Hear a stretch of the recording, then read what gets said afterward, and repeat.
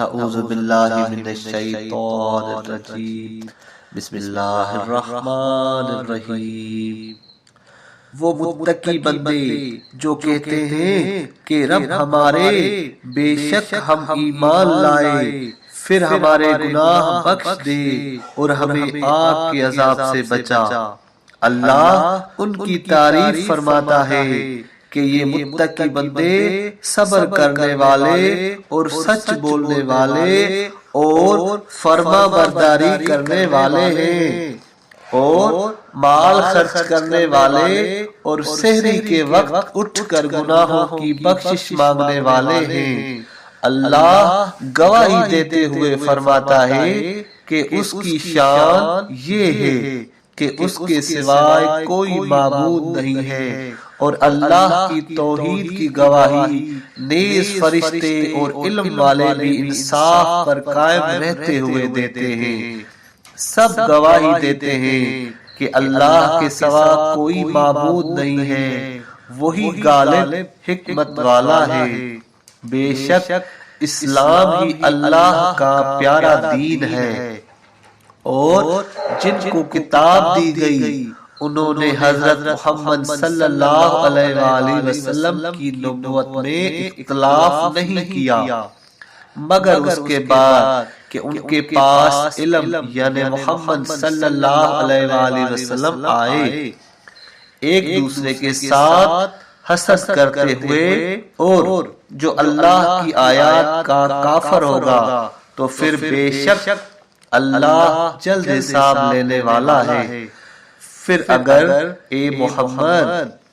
صلی اللہ علیہ وآلہ وسلم تجھ سے جھگڑا کریں تو فرما دے کہ میں نے اور جنہوں نے میری پیروی کی ہے اپنے دین کو اللہ کے لیے خالص کر دیا ہے، اور اہل کتاب اور ناخواندہ لوگوں یعنی عربوں کو فرما دیں کہ کیا تم نے فرما برداری کی؟ پھر اگر یہ فرما برداری کریں تو بے شک انہوں نے راہ ہدایت پالی، اور اگر منہ موڑیں تو پھر دراصل تجھ پر صرف اللہ پاک کا پیغام پہنچانا ہے، اور اللہ بندوں کے حال کو دیکھنے والا ہے۔ بے شک جو لوگ اللہ کی آیات اور اس کی نشانیوں کے کافر ہوتے ہیں اور پیغمبروں کو ناحق قتل کرتے ہیں، اور لوگوں میں سے جو عدل و انصاف کا حکم کرتے ہیں ان کو بھی قتل کرتے ہیں، تو پھر ایسے لوگوں کو دردناک عذاب کی خوشخبری دے دو۔ یہی لوگ ہیں جن کے اعمال دنیا اور آخرت دونوں جہانوں میں ضائع ہو گئے، اور ان کا کوئی بھی مددگار نہیں ہے۔ کیا تو نے ان یہودیوں کو نہیں دیکھا جن کو کتاب میں سے کچھ حصہ دیا گیا ہے؟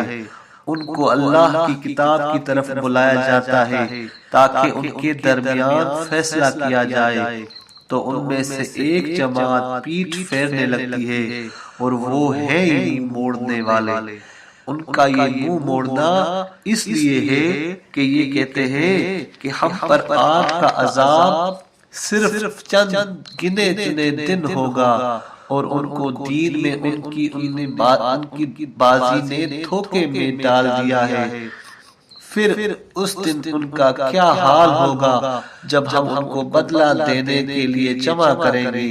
جس میں کوئی شک نہیں، اور ہر شخص کو اس کی کمائی کا پورا پورا بدلہ دیا جائے گا، اور ان پر ظلم نہیں کیا جائے گا۔ فرما